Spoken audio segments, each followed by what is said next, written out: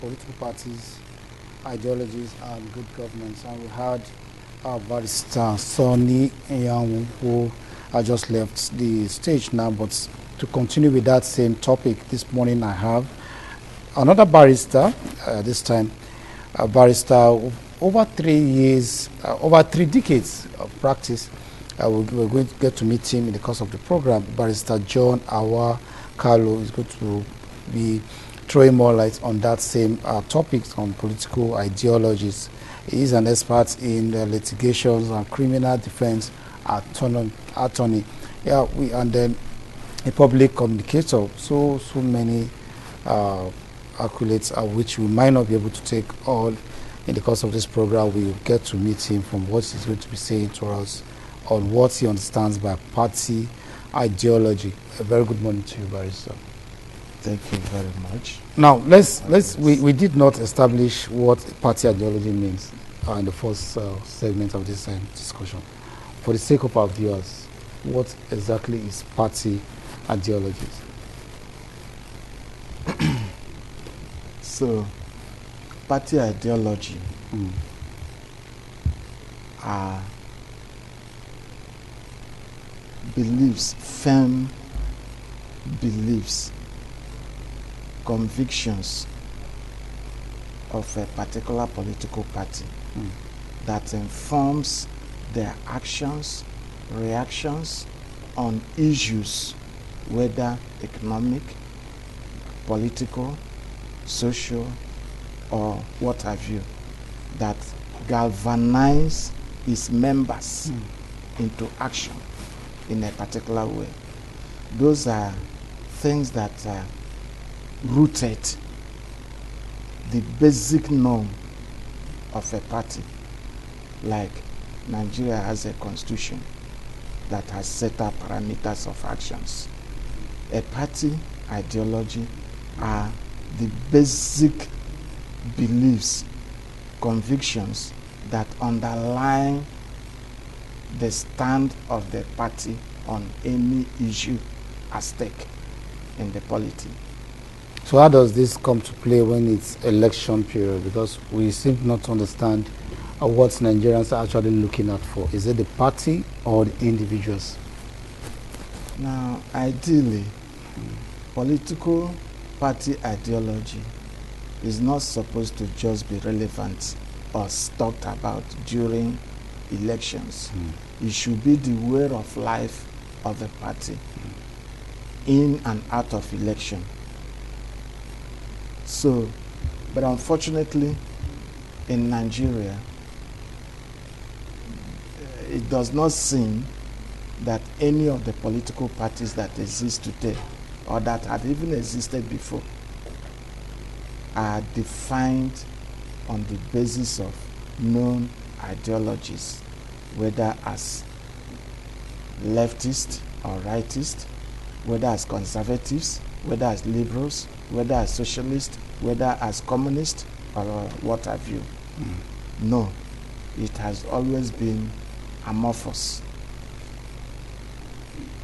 So, in elections in Nigeria, political parties, the way they organize in Nigeria, is not aimed at advancing any particular cause that is of importance to the well-being of the nation. Yeah. But it's just seen as a vehicle to grab political power. And once it serves that purpose, and if it is not able to serve that purpose for particular individuals, they move. That's why you have cross-carpeting. It's not cross-carpeting as such, but movements. Because no Nigerian belongs to any political party, because the parties that exist are not defined on any known lines. So they are just instrument of convenience. As long as it is convenient for one to be in party A today, he remains there. Once he thinks it's no longer convenient, he moves to party B. And that shouldn't be. And that is why governance even though we have practiced democracy as it were in this Fourth Republic for the last 23 years, we don't seem to get it right. So where is the break there? Where do we got it wrong towards governance? We saw you've already established what political ideology stands for. So how come we are not seeing it played out in governance? The two political parties that have ruled us for the past 53 years have only showed what they stand for. If you've seen any of these parties' ideologies or you've gone through their objectives. The thing is that on paper, these parties have manifestos. Manifestos are necessarily, in any particular election year, what a political party thinks it can offer if elected into power. But it does not necessarily mean what the party stands for, come rain, come shine, whether they win power or not. This is what they stand for. And even if they win power and that what they stand for appear to work against them, they stand for it. No party in Nigeria is built on that line. The reason is that those who form political parties in Nigeria have never done so on the basis of any known ill they want to face headlong and fight against, and want to have a political movement that believes in fighting that ill and bringing it to an end. No. The major objective of Nigerian political parties as formed today has always been seen as an instrument for political power grab. So once the person grabs the power, again, because the elections in Nigeria are organized in such a way that the individual you think you are voting for bears no responsibility because his name is not on the ballot. So whatever he stands for as a person is immaterial. It is the name of the party that is on the ballot. So even if he's a good man and then he has a track record somehow and he wins, the party wins the election and with him as a candidate for that particular position, you find that with all his goodness and everything, if the party members or leadership decides to direct him in a particular way, he either have to follow them or they find a way to kick him out.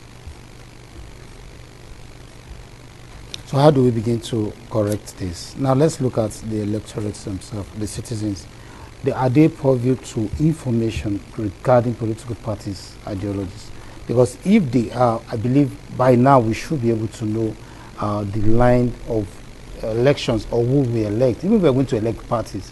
Because it seems Nigerians do not have prior information of this political party's ideology. What they just do is they go for the individuals who the party put forward for them to vote. The thing is that the way forward is for like minds to come together. From the onset, define what you want to achieve, what you stand for, whether you stand for constitutionalism, that the law of the land has to be applied the way it is written, irrespective of who is involved. It has to be applied, enforced. If that is what you stand for, then you make it clear so that even when you have power and one of you gets involved on the wrong side of the law, you ensure that that happens. Even if he's the president, that no one is above the law. You make that as a distinct. Maybe over time, you may not immediately gain electoral fortune. Over time, your membership will keep swelling, and then you have a system of recruitment to the leadership of the party. It shouldn't be a matter of because I have money, I just come bring money, boy, I become leader of the party. Even when I was not there at the formative stage, even when from my antecedents I don't share in the ideals of the party, but because I brought money and the members want to have money to look good, then they surrender the party to me. And once that surrender takes place, of course, there is a deviation from whatever ideas we had set out.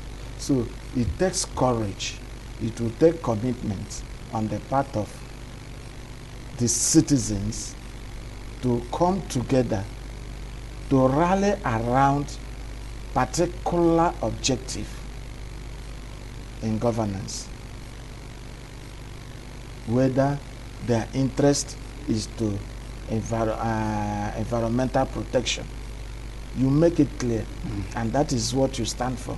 And then anybody running election with in your party must believe in that and ensure that you do things in such a way that that environment, no matter where within the country, is protected.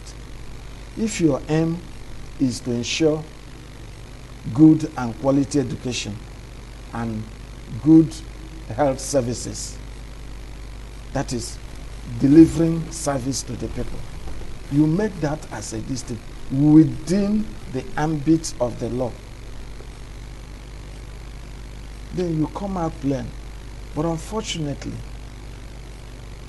in the absence of an ideology, no party stands on no party can be identified as having so and so position on this particular issue, on any particular issue that affects Nigerians.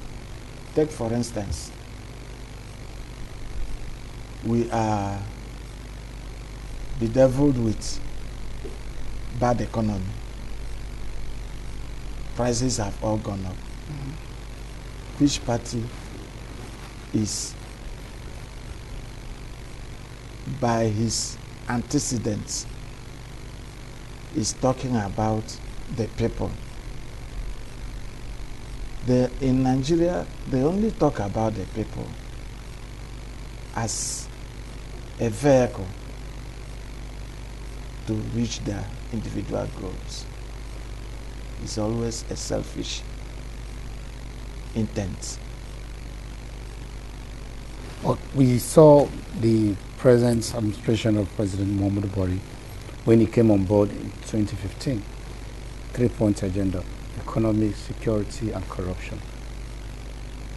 Definitely, his party will be in the know of those objectives of the president. What's the situation now? Yeah, that is why I said earlier that a person may be a good person, may have good program. He wants to bequeath to the people. But because that is not the known objective of the party. So are we saying that what we are saying now, we should take it the way it is because it's not part of the party's agenda? Because the question is, how far was this agenda actualized? The answer appeared to be that we were left worse off than we were at the time that promise was made. So how far was that achieved? It may not be because of the person who made those propositions, that's the president, but the party itself, because the ultimate aim of every member of the party at every level is power grab, aggrandizement. So what you are saying about fighting corruption, fighting this, is your business. Let me have my own in my pocket, then we can fight it. So how do you control that? How do you work with in such a situation? But if that was the underlying factor of the party, even before Muhammadu Buhari joined it, and every other person joined it, and you pledge that this is what it is, and this is what we have to work for, come rain, come shine. If it is corruption, we will fight corruption. You as a member will not be involved in corruption, and if you are, you will be dealt with, because that's the only way. Otherwise it becomes hypocritical. So the arrowhead of the political party, no matter his good intentions, because those good intentions are not shared by every member of that party, so that even when he is sleeping in his house, those are the thoughts that go on in his brain. Those are the visions he has. And he is also a vanguard to ensuring that those visions are actualized and not derailed. But when it is just one out of the many that has such vision, and that one out of the many on his own cannot effectively implement that, he requires all the other people to collaborate. And those collaborators don't share the same vision. You find that they are bound to be sabotage along the line. So, okay, now how do we begin to hold political parties accountable? This time from the side of the citizens, because they are the one that will line up on that day to elect whoever becomes any political party, any political position at all. How do we begin to hold parties responsible to ensure that their manifestos or their ideology is what is being sold out there, and when the person comes into power, it is what they say? How do we begin to get the people involved in this whole process? The thing is that in Nigeria, the only way to hold political parties accountable is at the ballot box, to vote them out or vote them in for a job well done. But that requires sensitization. That requires galvanization of the electorate. That requires a rallying point. There must be something that will propel the citizens to say that no, Party A did not treat us well. Let's go for Party B. Unlike in the United States of America, where you have two dominant political parties, the Republican Party and the Democratic Party. Both of them have clear ideologies, what they stand for. In those claims, it is not the party that is on the ballots. It is the individual. So I'm voting knowing your name, knowing who you are, knowing what you have done, to be sure that what this party stands for is what you stand for. Judging from your antecedents, yes, where you are coming from. But in Nigeria, it's not so. It is not the individual that is at the ballots. It is the party. So, even when the party brings a criminal, a known criminal, as a candidate, everybody will voice it out, that's a criminal. But it's not that person that is on the ballot. Then, every member of the party, because of the quest for power grab, because that's the only thing that guarantees the dividends Now, they will all pull together and do whatever it takes to make sure that their party wins.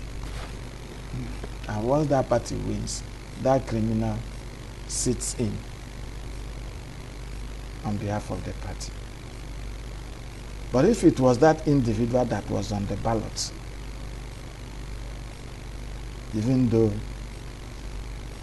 coming in the name of a party, but he is the one on the ballot, people can afford to go and see, like my name is John Awakalo, and see John Awakalo and decide to vote or not vote for me because of my antecedents.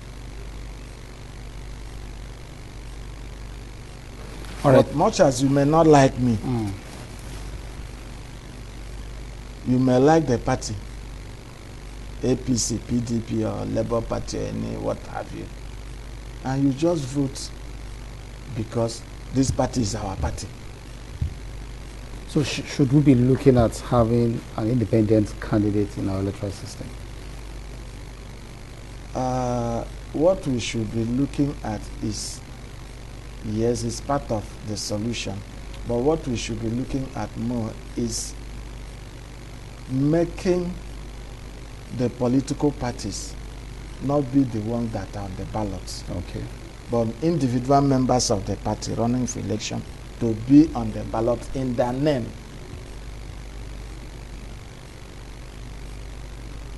As happens in other climes. Because when you don't put my name on the ballot, there is opportunity to cheat in that election and to deceive the electorate. They may come knowing how bad I am. They may not even, during campaign, talk anything about me to the people. They will just say, our party, party ABC, is good, is this, vote for ABC. If you don't vote for ABC, it means Christians are taking over or Muslims are taking over. Then you just vote. And by so voting, you would have inadvertently enthroned a non-criminal into a position of authority. Well, Barrister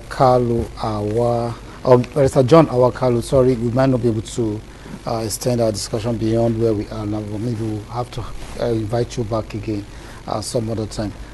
He is a legal practitioner of over 3 decades experience, experts in litigation, criminal defense attorney. Thank you so much for your time this morning. Thank you so All right, we'll much. take a quick break here, and when we return, we shall be looking at the Salah celebration, this time the significance of the Eid al-Kabir celebration. We already have our Imam sitting in the studio here.